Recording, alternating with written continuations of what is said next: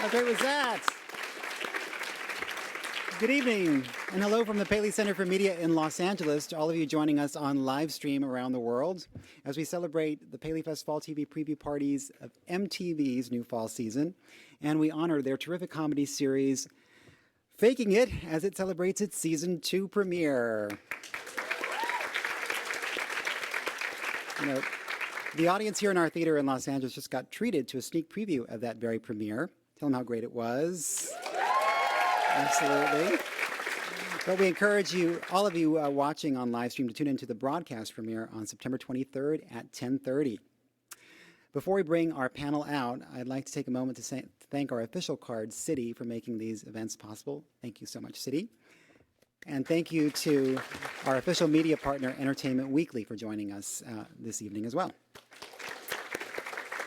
Now, I'm very lucky because I get to introduce a terrific moderator for tonight's program. She was here earlier in the week, kicked off our Paleyfest Fall TV preview parties with the CW. But tonight she's back for a second round with a great show and a great cast. It's my great pleasure to welcome a senior writer at Entertainment Weekly, ladies and gentlemen, Natalie Abrams.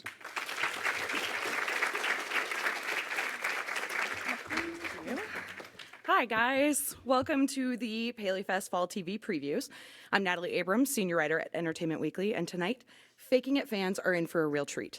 The executive producer and cast are about to come out and share some secrets on season 2, and also discuss why this show is so unique. But for those of you watching at home, the show actually focuses on a group of students at Hester High, where it's actually much cooler to be out and be an outsider, which is why Amy and Karma decide to be a fake lesbian couple in order to gain popularity. But when Amy admits her true feelings for Karma, she politely yet heartbreakingly rejects her, and so then Amy drunkenly sleeps with her boyfriend. So, you guys all want to know what is going to come up next? All right. Well, let's find out. Please welcome executive producer Carter Covington.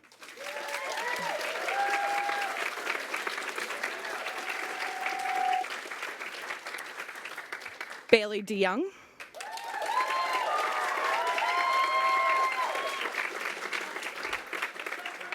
Rita Volk.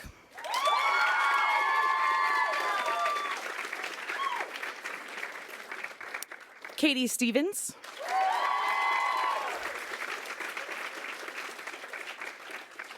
Greg Sulkin.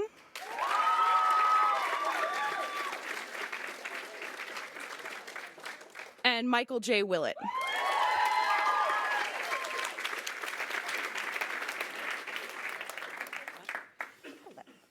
All right, Carter, let's go back to the beginning for a second here. Where did the idea for Faking It come from?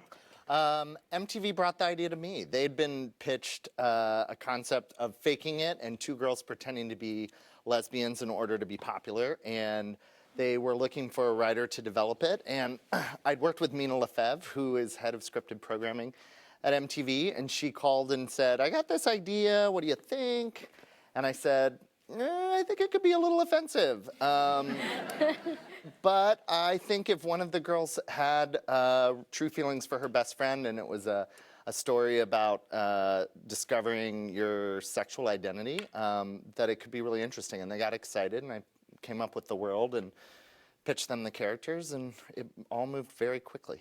How much of this was based on sort of your childhood and growing up? None of it. Well, yes, you weren't a lesbian, but... I would say that, you know, there's a lot of wish fulfillment in this show for me, and I'm trying to sort of create the high school I wish I could have gone to. I definitely fell in love with my friends who didn't know that I had feelings for them because I was growing up in small town North Carolina with really no role models of how to be out in high school. So, Amy's journey last season very much resonated with how high school was for me. Now, I was shocked, Rita and Katie, that you guys actually didn't know each other. You weren't friends before this. Can you talk a little bit about that audition process and how you basically did a crash course in becoming BFFs? Do you want to tell this? Well, we'll have now. See, okay. we have it down now. We have it down now. We've told it so many times. We should say it.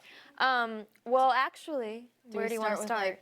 I don't. Oh well, apparently we don't have it down. I don't. Well, they're like different starting There's so many places. levels. Just start Well, the story. okay, I'll start it. And she'll finish it. Okay, go. So we both auditioned for Karma initially, and I remember I came and I actually my first audition I didn't meet her, but she was there. And I took the key to the bathroom because it was like one of those bathrooms that you had to take the key. I don't know why they do that. But so you had to take the key, and I took the key, and the bathroom door was shutting behind me, and I realized I left the key in there. And I was like, no! And so anyways, every girl in the audition room hated me because I locked the key in the bathroom. So then the next day, I met Rita at my audition, and we were like talking, getting to know each other, like having fun. She goes, I have to go to the bathroom, but oh my God, were you here yesterday when that girl locked the key in the bathroom? And I was like, that was me, but I should have let you kept going to see what you would have said. I just thought it was funny. I wasn't really gonna, say anything. But so then, like, we were the only two going out for Karma at that point, and at the test, we went in. I was sweating profusely. This was Katie going. In the audition room. What are you doing? And do you want to take it from here? Now I take it. So we went in and Katie kept going in, and I thought, oh, okay, well they must really like her. And I went in like once, I think, and I was like, well, there goes that part. And then casting came out, and they said, do you mind reading for the other part? And I was shocked, but I was like, of course, I'm totally gonna, hopefully double my chances here to go in. And I didn't realize at the time that everything worked out so perfectly. And Carter told me the story later, but in the room they were all like, oh, okay, so what did you guys think? And Suzanne Daniels goes, well, obviously Rita's Amy. And it just worked out the way it was supposed to. And then she got Karma and I got Amy, and now we joke about how alike we are to our characters. I can't imagine it going any other way. Yeah, and we immediately, when we found out, because I remember getting the call saying that I got Karma, and I was like, well, because I'm the nosy one, I was like, who got Amy? And they were like, this girl, Rita Volk. And I was like, yes! And then so immediately I got her number, and we just started talking, and we went to dinner. And I remember we were together when they announced that our pilot had gotten picked up or something, or they announced that we were in the cast, and we were in Studio City at We're Starbucks. at a Starbucks. And we start screaming like in idiots Starbucks. down Ventura Boulevard, and I was like, people thought think we we're crazy, but insane. they don't know what's happening. That was the and that was the beginning of Carmi. And here we are. Out of Starbucks. Yeah. Now, obviously, the rest of you did not have a very similar audition process. But is there any memories you have of going through and worrying whether you were going to get the part? For me personally, I was at the time fortunate. Is everyone just shocked he's British? Yeah, I know. Okay. Yeah. Tell your story. Let's support him. Tell your story, and then I will add on. Oh, okay. Well, at the time, I am from London, yes. At the time, I was fortunate enough to be offered a show that shot actually in London. And I remember I auditioned for Faking It, and I met Carter and loved him, and I spoke to the casting director, and I asked obviously about Carter. She said, I promise you, you're never going to work with a nicer showrunner. So I remember Carter and I had many different discussions. I practically begged him. I did everything but beg. And it was just one of those decisions that you kind of look back on, and I couldn't be happier. I mean, these people that I work with, honestly, are the nicest, most genuine people. Carter's genius. Like, his writing is so funny, which obviously you guys got to witness. And I couldn't be happier that I chose the right decision. And also, it shoots 5 minutes away from my house in Studio City, so it's very convenient. Well, and they had already had auditions for the Liam character, and I actually did chemistry reads with a bunch of guys that weren't Greg. And so, again, I was nosy, and I remember texting and calling Carter, being like, so, what are the names of the guys that I just want to, IMDb them and pick which one's my favorite. And Carter was like, well, these are the 3 names, but you don't have to IMDb them because none of them got them. And we gave it to this other guy, and I was like, oh, who'd you give it to? And I remember he said Greg's name, and I was like, okay, well, tell me about him. And he goes, well, he's cute, he's British. I go, stop, I already have chemistry with him. And we do have And we do. Bailey, Michael, any stories from auditioning? I have an interesting story. I went in for was this the callback? I think so. No, it was the network test. Oh, it was the network test. And I had been there or obviously reading for Shane. And there was a couple other options for Shane. And right before I went in, Carter decides to ask me, he's like, oh, do you ever get nervous? You don't seem like you get nervous. No, definitely not. That's not a part of my reality.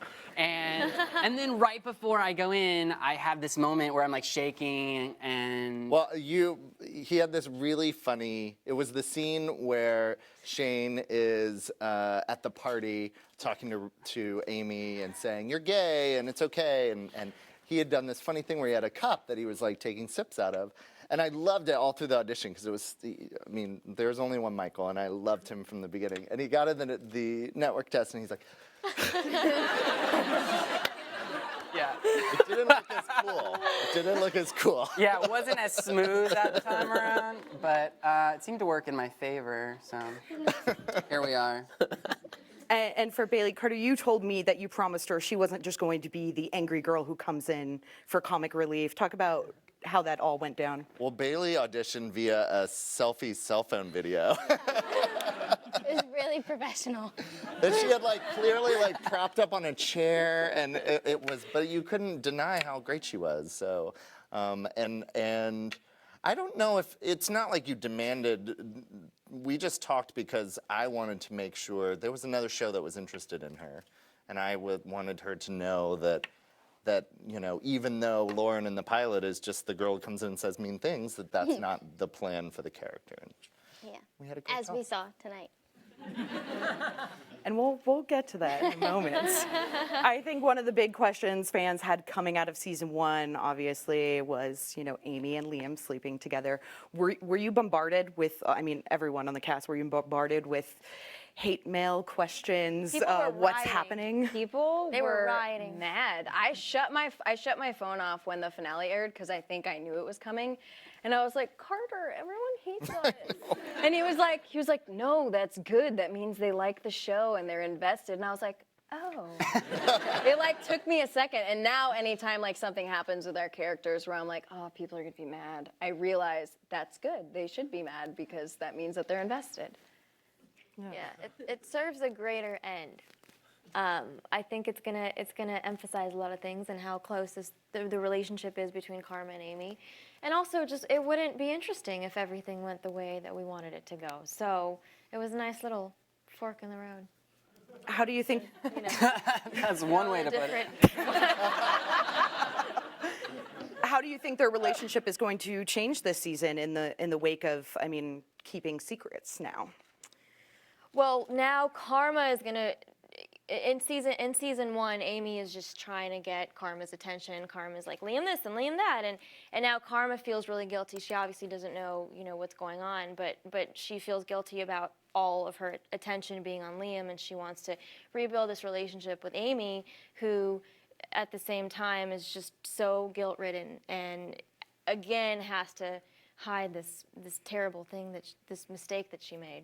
Yeah, and I was saying how last season my Twitter feed was all like, Karma, you suck. Karma, why are you doing that? Karma this, Karma that. And I'm like, if It's your turn to be liked. It's my turn to be liked, and if I could get hashtag poor karma to trend anywhere. You're on it? And they will You're do on it too. Okay. You will do it. Can I just say? Just because I just said that, people will do it, and I love it. Y'all are awesome. No, they're incredible. They will get something to trend. I don't know. It literally is an we army. trended like every single day for like 2 weeks or something crazy like that. It's like You guys are amazing. Yeah, it's great. Thank you. Yes, we love the fans. I don't imagine that this is going to be a secret they can keep very long. How do you think Karma would react to this news, Katie? It's funny you ask, because Katie was asking me in the car, because we're up to the point where She's so the nosy. scripts come out. And I don't know if you can tell that Katie's she's the one always who's like, "Did you hear when do we this?" get the next script? When do we get the next script? What's going to happen in the next script? Guys, I'm invested. No, I just, I don't know, because Carter is really great and the writers are really great that whenever when we started the first season, they sat us down and talked to us to get to know us as people, and he did the same thing this season. And they actually asked me, they were like, what would you do if your boyfriend ever slept with your best friend? And I was like, I'd be pissed. But like, I honestly don't know how I would have gotten over that. Like, it's nothing I think that you could prepare yourself for or like know how you react until it happens. So that's why I'm excited to see how they write it and how she finds out and how that switches things for her between her and Liam and her and Amy. So I'm excited. Carter? Only he knows. Well, the first season had this juicy subtext for Amy that she was in love with Karma. And this season, there's so much guilt that she shares with Liam and I wanted that. I wanted something that would give us kind of that same energy within the show. So we, and just as the sort of threesome episode blew it up and we played it out in the last 2 episodes, we're going to look at a similar sort of unfolding this season. So it's going to be really exciting. And let me tell you, Karma is not happy to get the news. Really? Tell me more, Carter. No, don't. I don't want to ruin it for them, but you can tell me later. Greg, how do you think that this changes Liam this season? Well, I mean, it's awful. Basically, the one person he's trusted throughout his life, and throughout the second season, you're actually going to get to meet Liam's family, and you get to see that they're quite dysfunctional, and he doesn't trust his family, and Liam has extreme trust issues. So the fact that he's kind of put all his eggs in one basket with Karma, and then he's kind of screwed it up, literally. Which is by one drunk, Literally. one drunken mistake. It's awful, and obviously, I think for Liam's character, he's gonna kind of go through that discovery of who am I, why have I made these mistakes, and how am I going to get the love of my life kind of back. But obviously, he doesn't. He's going to battle whether should I tell her the truth and risk losing her forever, or should I just try and sweep it under the rug and hopefully she'll never find out. So that's kind of Liam's arc throughout season 2. And Michael, Liam learned the truth about Karma and Amy from Shane. So how does that put him in hot water with his best friend this season? There's definitely some tension between Shane and Liam this season. They start off the first couple episodes kind of getting their footing again and just trying to be best friends again, because there's been so much chaos that has ensued, and actually I don't even know that they do fully get back to where they were. They're sort of it's a new phase. Yeah, and there's a new character coming into the second season. His name is Theo, played by an actor called Keith Powers, who's fantastic, and he kind of gets in the middle of Shane and Liam. So that's a kind of interesting dynamic that's going to be completely shifted throughout the second season. Yeah. Is this the new love interest? No, actually, Theo is just a new friend for us, and he relates to Liam in ways that maybe Shane does not. And I think that Shane feels very challenged by Theo. He's a threat, and he might be a little jealous, and so there's a lot to sort out. Well, But you have a juicy love interest. Spill the beans. Yeah, there's some love. There's some romance. Michael's a very happy man on set these days. We'll talk about that later. But basically, yeah, there's some new romances in Shane's life, and a couple of shirtless scenes. So it'll be interesting. Have you been working out a lot now that you have to be shirtless on screen? Yes. It has not stopped. Lots of eating right. So does that mean the Pablo, him staying celibate for Pablo doesn't last very long? The way I like to put it is that there's always someone brighter and shinier around the corner for Shane, and so he can't stay celibate for very long, and so yeah, there's definitely some new things for Shane. All right. Well, this is going to be a big spoiler to those watching on the streaming right now. Those here just watched the premiere, where we find out actually why Lauren has been taking those pills. They are actually hormone pills, and she's taking them because she is intersex. Carter and Bailey, please weigh in on this. Talk about how this story came up and why you guys decided to go down this path with this character. Well, we were talking in the writer's room very early on. We were arcing the first season. And I was saying, you know, I kind of told Bailey that this character is going to do more than just say mean things. So we need to figure out what those more things are. And because our show's called Faking It, and everyone is, you know, even though it's called Faking It, I like to say it's about how much better life is if you are your true, authentic self. And I wanted to give Bailey something she was struggling with that would humanize her and explain sort of the character traits we'd seen, but without losing her edges, because I like Lauren's edges. So anyway, we were just kind of brainstorming in the room, and this is how it came up. Someone said, well, what if she had a tiny penis? And we were all like, ha, ha, ha. And then we said, well, what does that mean? I don't know. You know, all of us were kind of like, what? We don't understand. And I started to say, well, what about intersex? And we all had the reaction of the characters in the show. We were like, oh, what does that mean? And so we educated ourselves, and we contacted an organization called Americans for Informed Choice, which is an amazing group that advocates for intersex individuals. And we learned about the umbrella that is intersex, and we started to we found a condition within that called androgen insensitivity syndrome that really spoke to who Lauren is, that she's very feminine and like has a lot of walls up, and really we saw that if she were born intersex, that this is a very logical explanation for why she's grown up the way she has, and it's something we'd never seen on TV. And as we started to talk to individuals born intersex, there were so many stories that we were just like, wow, this has never been on TV. It's exciting to be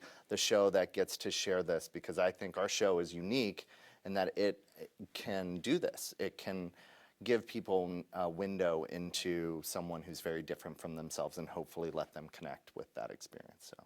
And Bailey, when did you find out, and what was your response to this storyline? Carter told me in the middle of the first season, and my first response was like, oh, that's exciting. What is that? Like, I need to know more. And then everybody at Interact was so generous. They sat down and explained their personal stories, and then slowly Lauren's story started to be created, because like he said, it is an umbrella. So what was Lauren's experience going to be? And I'm still really excited. I'm glad that the secret's finally coming out, because I've been like bursting at the seams to talk about it. But I'm excited, and I feel privileged to represent someone who's intersex, and I hope that it kind of takes some of the taboo away and answers any questions and destroys some myths and all that good stuff. And I have to say, MTV, from the second I pitched it, was excited about the storyline. They've created on MTV Act an entire website with resources, because and that's why we had Lauren on the Interact website, which is a youth website for intersex youth, that we wanted to make sure that people who have not seen themselves reflected on TV know, because one of the things we learned is that so many people born intersex are told they'll never meet anyone else like themselves. Yeah. And it's that isolation that is really painful. So we're hoping that we can kind of break that a bit. Yeah. And Bailey, how is it going to affect her with people knowing her secret? Does it make her a little bit more vulnerable? Maybe take the bite out of the bully a little bit? Oh, never. No, I hope she. I hope she never loses her bite. It's her power. Yeah, you know, it's a really big secret that she's protected, and the fact that it's coming out is really terrifying. And the fact that Tommy broke up with her kind of affirms some of her biggest secrets some of her biggest insecurities, and. It's definitely going to forge some bonds with some of the other characters, because they do find out, and they say that they'll keep her secret. But it's a long journey of her accepting and understanding herself. Rita, do Amy and Lauren find some common ground now? Absolutely, because I think that they both as their characters represent that gray shade in between. You know, there's obviously kind of a binary vision of what sexuality is, and it's either I'm a male who likes females or I'm a female who likes males, and neither of them fit that category, and they're kind of in that stigma, you know, area of it all, and through that they're going to bond. Definitely, they're going to realize that they have a lot more in common, hopefully, than they thought they did. And Lauren's actually going to get a love interest this season. Can you tease a little bit about that? Yeah, her love interest. Can I say who it is? It's actually Theo, the in between of the bromance over there. And you know, Four-way. yeah. Just kidding. Season 3. Tommy was, I mean, he was never anyone that did anything. He was a prop that looked great on her arm. And Theo actually What happened over here? and foursome. Theo doesn't take any of her crap. He challenges her, and she actually likes him and cares about him, which also means she has something to lose. And Tommy just dumped her because he sucks. So, And Theo, is charming. yes, Just say it. Theo is charming, and Lauren is hard to be charmed. So, hopefully it'll be fun to watch. Oh, Katie, they're tapping into your American Idol background. We saw you sing in the first season and again in the season 2 premiere. Will we get to see a little bit more? Is it fun for you to get to bring out that side? It is. I mean, singing is obviously a huge part of my life, and it's how I came to LA and started doing all of this. And honestly, if I didn't do American Idol, I probably would not be here. But it's one of those things that I would like to, you know, be respected for both as separate entities of parts of who I am. And, you know, I love that Carter was able to do that and write that in a way where it's not, you know, because you see a lot of shows where it's like, oh, let's have the girl who sings sing on this show, and it has nothing to do with the storyline. So it's cool that, you know, he set it up where in the first season, you know, Karma writes songs, and she does that. So it was incorporated into the character where it wasn't done in a taboo, gimmicky kind of way, which is why I liked it and why I was like, yeah, I'd love to. And it was fun because the song that you heard tonight, I actually wrote with Carter, which was really cool because I loved to write songs. It's In like another 15 huge part. minutes, I was like, Katie, I blocked off 3 hours to like write a rough draft, and she's like, okay, how about we do this little bills? You know, I was like, whoa.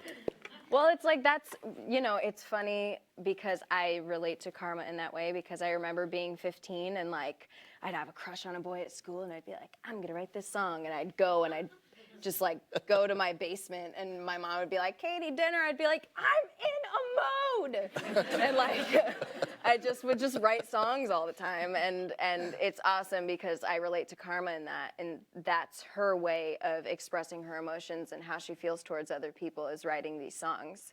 And you know, like you saw tonight, she again, like last season, doesn't really think about her actions, but she's coming from a good place, and she doesn't realize that it's a very romantic gesture. So that's another thing Karma's going to struggle with is how do I do the things that I normally do and act the way I do towards my best friend, but now I have to take into consideration that she's in love with me. Yeah. So it's going to be that battle. Carter, do you ever envision a future where Amy and geez, I was just about to call her Katie, and it's Karma. we like, somebody will be like, Amy. Katie. I respond to Katie. I respond to Rita. I respond to Katie, Rita, Karma, and Amy. Yeah. All of them. It's like People on set, they're like, Katie, Rita, Katie, Amy. We're like, I got it. Yeah. I'm here. You. Do you envision a future where they could actually be in a relationship? You know, my intention with the show was to show a friendship that occupies a space that is between just friends and a romantic partner, because I think that's what Karma and Amy are. They occupy an emotional space that most people would find from a romantic partner. So, you know, that's the charge of the show. I never want to lose that. So Can I envision it? Yes. Can I tell you that it's going to happen like next season or, no. But I think what people respond about Karma and Amy is that they love each other so unconditionally. They care about each other. They put the other in front of themselves often. It's very much how you would want your partner to be. And I think that that's why their friendship is so, like, perfect. Now, you've said that Amy is not straight, but you're not putting a label on her sexuality. Can you talk a little bit about what she'll be exploring this season? Yeah, well, we're gonna explore. Karma's gonna find out that Amy, she's gonna have made the same assumption that I think a lot of viewers did, that because she was in love with Karma, that she's a lesbian, and Amy's gonna say, "I'm still figuring this out," just like she told her mother in the pilot. So we're gonna explore that a little bit, and then we're gonna give her a new relationship. She will not compete with Karma, guys. Easy No, there. I'm just kidding. Easy She's there. great. How will Karma feel, though, if another woman is coming between them? Karma? Yeah. I mean, I think we all know that it's Karma's nature to be a little She's scrappy. territorial. She is scrappy. But I think honestly, she wants Amy to be happy, and I think that you'll see a lot in future episodes that she wants Amy to be happy and she wants to help Amy move on, but struggles with how do I do that and do that in the right way. But I think that, as much as she wants Amy to move on, because that means if Amy moves on, she can move on. I think that it's, she doesn't want Amy to move on to where she's pushed out. So I think that's where, if she starts to feel that she's pushed out, is when she's going to get a little scrappy and territorial. Yeah. And Greg, do you think Liam still really cares about Karma? Yeah, I think she's the one person in his life that he's always cared about. And obviously, making a mistake doesn't help the situation. But I think that would be Liam's goal, is to kind of get the girl back that he admires so much. And how can you not fall in love with that little face, So. You're so sweet. Can you say Hey, that again? hey! I'm here, I just talked about how much I love you. Calm down. It happens all the time. I'm stuck in the middle. Not a bad place to be. Though. No. My job is not hard. Thank you, MTV. You guys have some great guest stars coming on this season. Laverne Cox, Harmony. Oh my God. Can you talk a little bit about working? What was it like working with Laverne? You're asking the gay guy? Laverne was great. I loved her. She was awesome. She was always singing and dancing, and she was just a pleasure to work with. And I hope we have her back. Yeah. Said she wanted to come back. I was like, all right. Yeah, it was a big honor for us to have her come on the show. She just got nominated for an Emmy, right? Mm-hmm. And yeah, I mean, it kind of it made everyone step up their game. Having someone of that caliber come on set. The crew acted a little bit differently.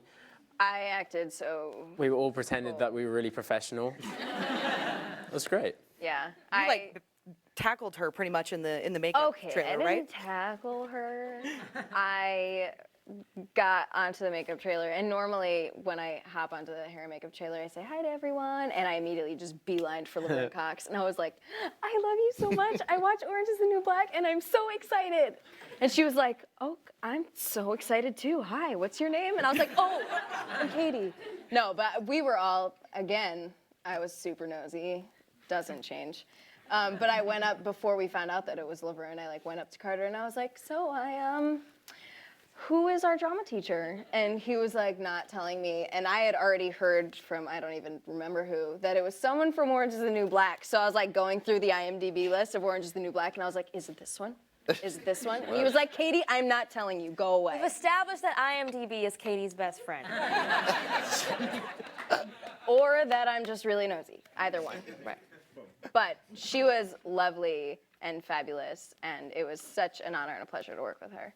Carter, can you tell us about her character as well as who Fifth Harmony are playing? Sure. Laverne Cox plays Margot, who is the head of Hester's Elite Drama Club. And they have an opening because one of the drama club members booked a national Blem Clear commercial and moves to LA for pilot season. So Shane and Lauren and Karma get viciously competitive to get the spot, and she takes her job very seriously. So it's really fun. It's like a really over-the-top comedic character, and she just loved it. And then Fifth Harmony in episode 6, there's a fun storyline where Shane takes Amy and Lauren to an underground dance party where Fifth Harmony is performing. Originally, they were going to be called Boy Band, but we couldn't clear the name. But they're a girl band who plays vintage boy band covers, and they will be singing the New Kids' "The Right Stuff." So it's going to be really fun. We shot that today, so all of us are like, "You got the right stuff." But raise your hand. This is why I feel so old. Raise your hand here if you had heard this song before today. That is not what you told me in the car. I did. I told you I'd never heard of it. Well, you lied. No, I haven't heard of it. But I watch a lot of VH1, so like I know what happens. I know what's going on. None of Fifth Harmony had heard it. Yeah. And I was like, they had heard of New Kids, but they were like, no, this is new for us. I was like, Well, I want to talk a little bit about the impact the show has had. Do you guys have a lot of people coming up to you and now sharing their stories and how much it's meant to them?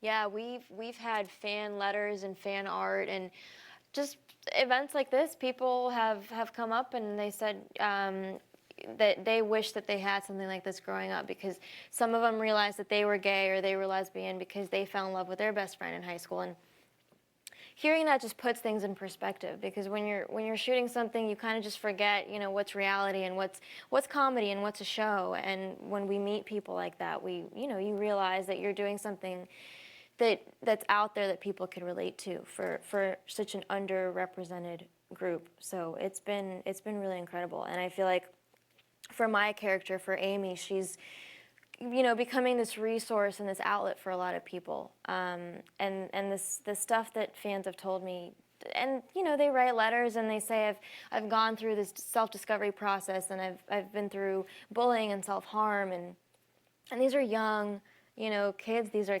13, 14-year-olds. And they say watching the show has helped me get through it and made me feel like I wasn't alone, and it's just been incredible. Yeah. I feel like as much as this show is, it's very funny and it's very entertaining and it's possibly like larger than life, there's a lot of, core beliefs and things and themes that are addressed that are very true and very real, and it seems like people really do seem to connect with them, and it's weird that it's only now just kind of happening, Yeah, and I'm not saying that this is the funniest, the least funny, the best show, worst show on TV, but I do think it's one of the most important shows on TV. Yeah. And it's amazing. For example, I'm not in the LGBT community. However, I've sounded American for a second. Whoa! It comes in and out. He's been faking it the whole time. But for example, Michael is an amazing role model to that community. And I could only imagine what it's like to feel part of like a minority, so to speak, and watch a TV show on Tuesday nights and think, wow, I can actually come out and be myself. I love The Blacklist, the show The Blacklist on HBO. And it doesn't teach me anything. I don't think, it teaches me I kind of want to be a criminal a little bit. But apart from that, this show really enables people to completely be themselves. And I just think it's a really important show. And like Michael said, for this time period that we live in, it's kind of shocking that it's only now that it's kind of acceptable to kind of hang out with a gay man, which is kind of ridiculous, obviously. But it's amazing. And I think it really is like a kind of groundbreaking show, so to speak. Yeah, and I have to say that, I feel so lucky every day to be working with MTV, because, I think the first gay person I saw on TV was Pedro on The Real World. And MTV has always had a history of sort of including LGBT people in what they put on the air. And I think that inclusion is so important. And, when I look at these 5, and 3 of these characters are somewhere on the LGBTIA spectrum, that's amazing to me. That I wouldn't be able to do that anywhere else than MTV, and they're brave enough to put the show on and 100% support it. They've never asked me to water it down or or change it. And so, I mean, I think I've had this moment with all of you, but especially Michael. We sometimes sit on set and we're like, can you believe we get to do this? Like, we get to tell these jokes, we get to tell these stories, and it's just, I hope the show never ends. I'm having so much fun. Well, and it's like we film it, and even getting the first script in the first season, we knew that this was something, I think we all read it and knew that this was something so special that, you know, regardless of how far it went, however many seasons we were going to get, that this show was going to help people and that people were going to be able to watch it and relate to it, regardless of if they were gay or straight. Every character, there's a character, I feel, for everybody, and something that everybody goes through, one of our characters goes through. And, you know, it's, for me, I love television and film. That's obviously why I do what I do. And I know that there are certain things that I watch that have given me a certain feeling and made me feel a certain way. And I've been fans of people. And so for me, it's the most rewarding thing when I walk around and I'm like in my day-to-day life and someone comes up to me and says, "Oh my God, are you Katie? I love faking it so much." The fact that we make something that people are so passionate about and they wait their Tuesday nights to like watch us on TV and watch our stories is such a blessing. And like, you know, it's been all of our dreams to do this our whole lives, but like that is probably a dream fulfilled that I probably could have never thought up because it had never happened to me. So until people started coming up saying that they loved the work that we do, that was just an amazing feeling. And the mayor of West Hollywood is actually going to be giving the show the key to the city. Yeah. The day before the premiere. So congratulations to you guys. That's when you thought that only happened in TV shows. Actually It's happened. real. You want the real keys. Whoa, don't that's you? the thing. I thought, like, when Carl told me, I was like, okay, fantastic. We get a key. Does it mean we get 30 minutes free drinks? Like, what's actually the deal? Yeah, what's this key for? He felt like it opens like every drinks at the end. door to West Yeah, because Hollywood. Carter said to me, he was like, oh, you can literally go to any restaurant in West Hollywood. You go have fun, 30 minutes or an hour, just go have fun. I was like, amazing. Yeah. Apparently not. And you know, like, I'm not bitter that I didn't win American Idol, but when you get into the top 3, like, normally your hometown gives you the key to the city. And I got eliminated. So this is like my new experience.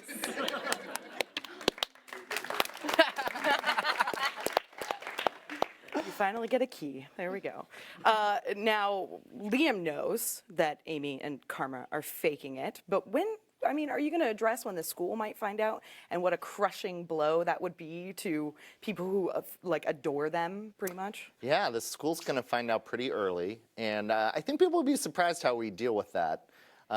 Because we had the episode in the first season where the school found out and it was like torturous and everybody was so upset, we wanted to play it a little differently. So we're playing the news getting out in a very different way. I think people will be pleasantly surprised. What would you say the theme of the second season is? Guilt. Yeah. A lot of guilt. Lot of guilt. Lots and lots of guilt. Why? Until we honestly just started talking about it, I was like, literally everyone's guilty in our show.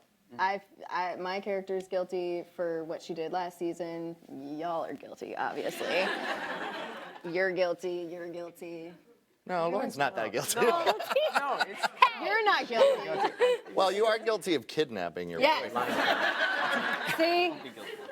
Yeah, you're the only one. That's not. Finally. She's the good one now. Yes. Yeah. Well, we have a lot of times in the script, blah, blah, blah. Someone says something off Amy's guilty face, off Oh Liam's man, the guilty faces. face, The off faces Michael's of guilty this girl. face. Yeah. Did the reaction to season 1, the strong reaction, I'm sure a lot of people in here had a strong reaction to it, did it influence at all what direction you took for season 2?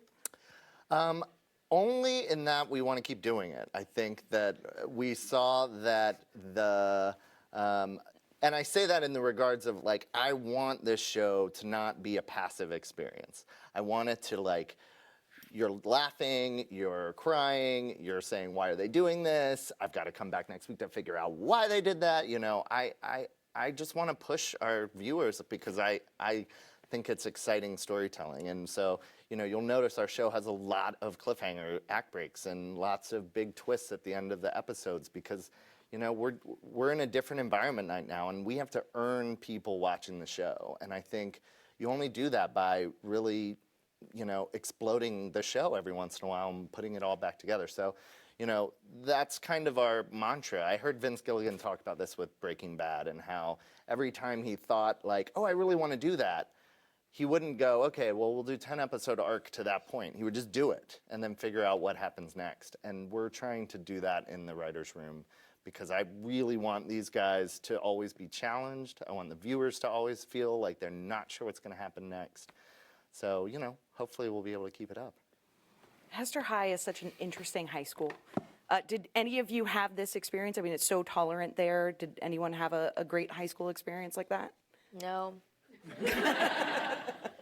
We're kind of looking at Hester as something to look up to, and we recognize that, the reality is that it's not a common environment, and people unfortunately aren't that tolerant. I came from a really academic high school. It was very boring, and there weren't really any cliques or anything. I would have loved to go to a place like this, but mine was not exciting by any means at all. I hated it.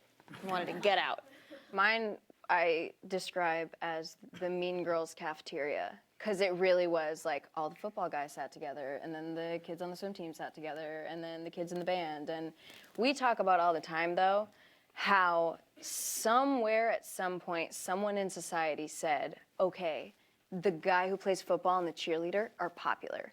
Because I feel like somewhere, if someone was like, the guy who plays the tuba is popular, then that would be what we hold as that framework in our minds. Because the somewhere... football player beat up the tuba player.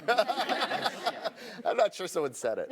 No, but that's what I'm saying is like we have, media and TV shows and movies that have portrayed this. I feel like have ingrained in our brains that that's the way that it needs to be, and that the kids who are popular need to bully the kids that are unique. And that's why I'm so proud that we have a show where that's not the case, and that, the more unique you are, the more accepted you are. Because hopefully people can watch that and be like, oh yeah, maybe we shouldn't pick on this kid because we don't know what he's going through in his own life. Maybe. The more you know.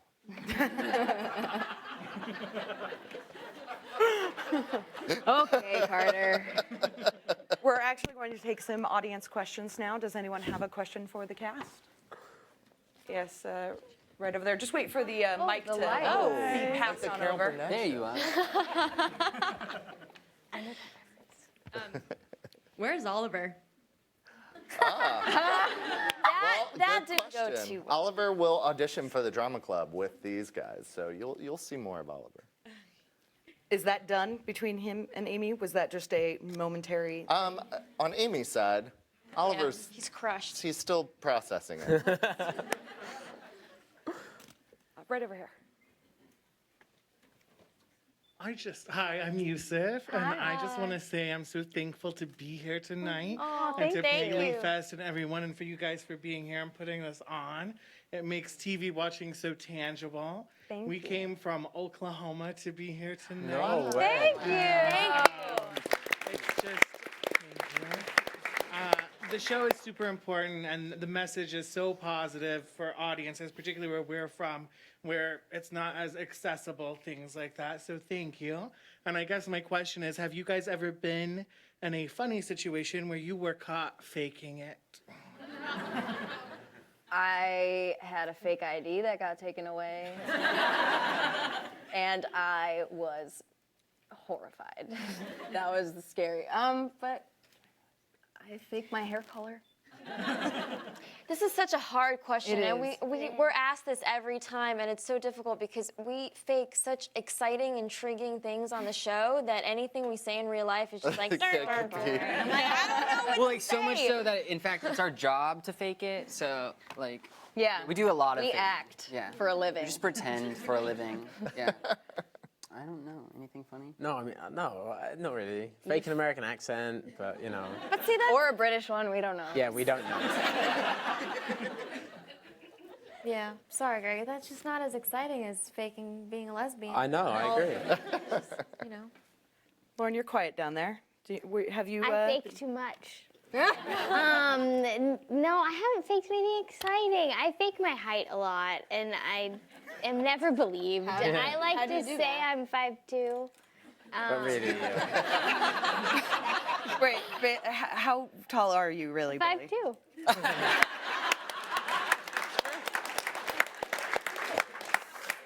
A pro. No comment. No, I was driving the other day. This is not a good thing to fake. It's so not funny. This is a lesson. I was driving the other day and I was looking at my cell phone and got pulled over. the maps, right? You're looking at maps? That's what I said. Right. And you should not do that. I got a ticket. You should not do that. But I tried to fake that I was looking at maps and I was not looking at maps and he did not care. Sorry, that wasn't very exciting. No. Kind of boring. Right up here.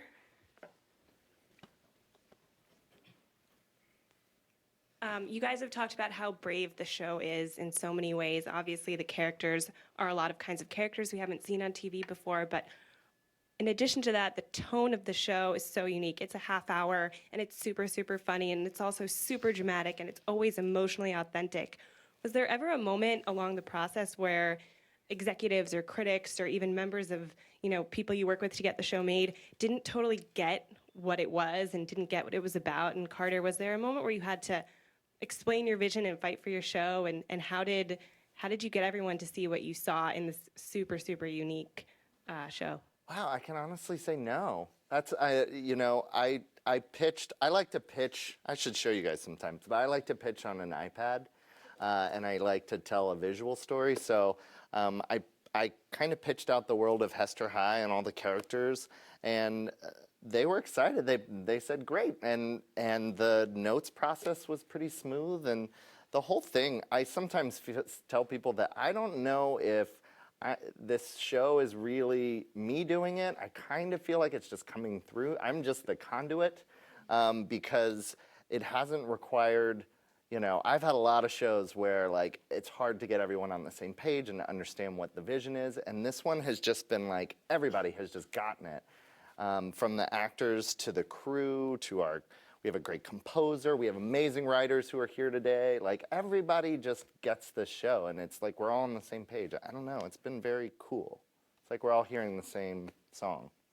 I know at first when, they first did promos and stuff about the show, initially the show, they didn't want to give away in the first episode that, Amy has that moment of, oh my God, I might have feelings for Karma. So it was publicized as two girls fake being a lesbian to be popular, which, like Carter said, when he even first heard it, was offensive. So when that was solely what came out about the show, there were people that were like, I'm not watching that show, that's offensive. And to us, we knew the story, and we were like, just give it a chance. So now we're super excited because everyone did give it a chance, and now we're moving on to season 2. Right over here. Do you mind if I stand up? I mean, Go ahead. You go, girl. So, Yeah. my name's Sierra. Hi. My question is, what was your guys' opinions about each other, and who would you say is the jokester? Oh. These two, this guy scared the hell out of me in my trailer one night. I will never forget this. I came to my trailer after the day was over and I was about to change, and I'm just I'm in my trailer by myself, and Michael decided to climb into what is a very small cabinet in a trailer. Now trailers are not big. They are not big. The ones over the couches? There are little drawers next to and the cabinets up there. It's a pretty small space. And somehow he managed to get himself in there, and he pops out of this thing, scaring the what I have it out on of me. video somewhere. But then, oh, you do. Yeah. And then I'm like, okay, that wasn't funny, and I got mad at him. And then I left, and I come back, and I think, okay, he's not gonna do this again. There's no way. And I'm looking at the door to my bathroom, and I'm just saying, I'm kind of trying to listen, and I'm like, he wouldn't do it. But then I kind of inch closer, and I'm, my hand's at the knob, and as I pull, he just pops out again and scares me like twice as bad as the first time. So yeah, we're planning. We're planning revenge. because then there was another time that I showed up to set at were you guys already there? I think you guys were already there. I showed up to set, it was 8 o'clock. They had some 5 a.m. call. And I was like, huh, that's weird. My room in my trailer is not where it normally is. Huh. And so like I was like, whatever, they must have changed it. And I walked in and like some of like I had left stuff in my trailer and like not all of it was there. I was like, that's weird. Oh, maybe it's in the other. I'll just ask people later. And then I go in my bathroom and there was like a traffic cone in my toilet. And I was like, now this is really strange. And then again, I was like, maybe the toilet's broken and I'm not supposed to use it. And then so I'm like, I'm sitting and I forget where I was, but I'm talking to Greg and I was like, and then I came in and like all my stuff was like missing and there was a traffic cone in my toilet and he was like trying to be like, really? And then I just saw a smirk cross his face and I went, you did it! Yeah, we had taken their rooms and took everything out of there and switched them, and they didn't really seem to complain. Well, because I thought that I didn't even. the bosses did it. The boss. But we are still waiting for revenge. Yeah, I'm a little nervous. It's coming, so if y'all have ideas, send them our way. But we all clicked from the very beginning. We all it just like Carter said, we're just all very grateful. Everything just kind of fit together. Did you have initial impressions about anyone? I thought you were very captivating. Oh. Michael showed up. We had all met each other before. We had like I think a cast dinner. Yeah, But the first day on set, Michael shows up and I will never forget this. Your hair was like beautiful and you were wearing this like long sleeve and he looked just like someone straight out of an Armani catalog. And I was like, who is this guy?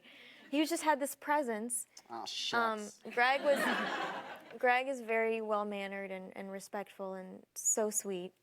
That's what she thinks. My mother would definitely disagree. Katie was just like, the first time I met her. Great first impression. And this one is absolutely incredible. I'm in awe of her. She's the sweetest, littlest little person, and then she's all 5'2" of her. And then the camera starts rolling, and she just becomes this force. Yeah. It's honestly, so exciting to watch. I was really excited because one of the things when Carter had the meeting with us, with the writers, I said, you know, I would really like to have more scenes with Lauren and Shane. And so it's funny because I remember especially even the first table read we ever had, I met Bailey and she was the sweetest person and then she just turns into this like Psycho. little monster. And then so I had a scene with her. Say little, don't say little. This monster. Little monster makes monster seem like less offensive. But, so we were doing this scene where her and I just literally have to have like a standoff. And thank God we were sitting at a table because I wanted to just laugh so hard. There's something about her. It's not threatening. No, but like her being so like mean and intimidating, I laugh when I'm uncomfortable. It's just my immediate reaction. And so she was like staring at me and I was you didn't know this, but to stop laughing, I was pinching myself under the table. I wanted to make sure we didn't have to like do the scene over 1,000,000 times. Billy, what did you think of them, and have you fallen victim to the Terror Twins over here? No, nobody messes with me because I'm scary. Yeah. So nobody's pranked me. It's actually funny. The one person I wouldn't prank is Bailey, and I'm not joking. Like, she's little, she's feisty, and I honestly wouldn't get. I would not get on the wrong side of her. She's sweet, and then Retribution would be swift. Yes. I really, really, really liked them all immediately, and I really quickly realized how special everybody was, from Carter to the writers to the cast, the crew. Everybody is really, really great. So kind, so respectful, so considerate, so professional, and that's not always the case. I think, you know, Greg and Bailey and I have worked on shows where we've had experiences where the set vibe is not great, and you guys were pretty new to the the world. Michael too, actually. So. And so we talk a lot about how like we create our world. So if we enjoy each other's company, we will enjoy work. And if you enjoy work, you tend to be a happier person. And we have a great crew that we've put together that is just really happy. It's a really wonderful place to be. I have to say, I go to work every day. I'm never like, oh, I don't want to go, you know. It's always like, let's go to work.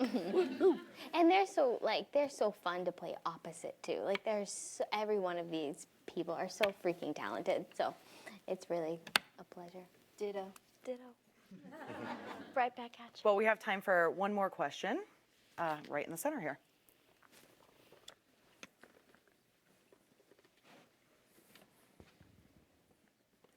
So it's always great to have representation in the media. And I was wondering if you guys have any stories from LGBT plus fans who were positively influenced by the show. I'll say one of my favorite memories that I have from any interaction was we did a screening at the LGBT Center, and we did a panel much like this, and this girl raised her hand. She was in the front row, and she just said, you know, I don't have a question, but I just want to say thank you for making this show, because I realized that I was a lesbian when I fell in love with my best friend in high school. So that was just amazing to hear, because it just proves that we are making these stories that are in fact people's real life stories. And you know, we do feel a sense of responsibility to do that and to do it well, because we want people to be able to relate to our characters and know that what we're doing is truthful. I've had a lot of experiences with LGBT plus teens and just people in general, and I feel like for the most part people have really connected with the show and have connected with my character, and they feel like they haven't seen these people before, at least on television, and so that's really refreshing. But also I feel like you know, I don't know that I've seen a character like my character on TV, so it's cool to have people come up to me and be like, I really relate to your character, or, you know, like he's not just the sidekick, he's, you know, he's like a main part of the storyline, and so that's nice to be a part of. I don't like feel like a leader necessarily, even though I might be. Like, it's cool to be a part of something that people really get and feel like they have a connection with, and it's very clear. Well, on that note, thank you. Can we just do one more thing before we go? Oh, yeah. I just noticed in the audience, we have our director here, Claire, and I just want, and who? Yeah. And we have like all of our writers. So if we can give them a round of applause.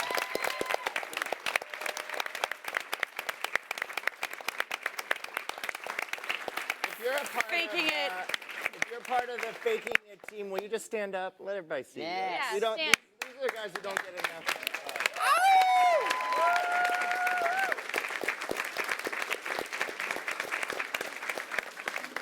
Faking It returns Tuesday, September 23rd at 10:30 on MTV. Good night to the live stream. For those of you sticking around, I invite you to watch screenings of Awkward and Happy Land. Thank you, guys. Yes.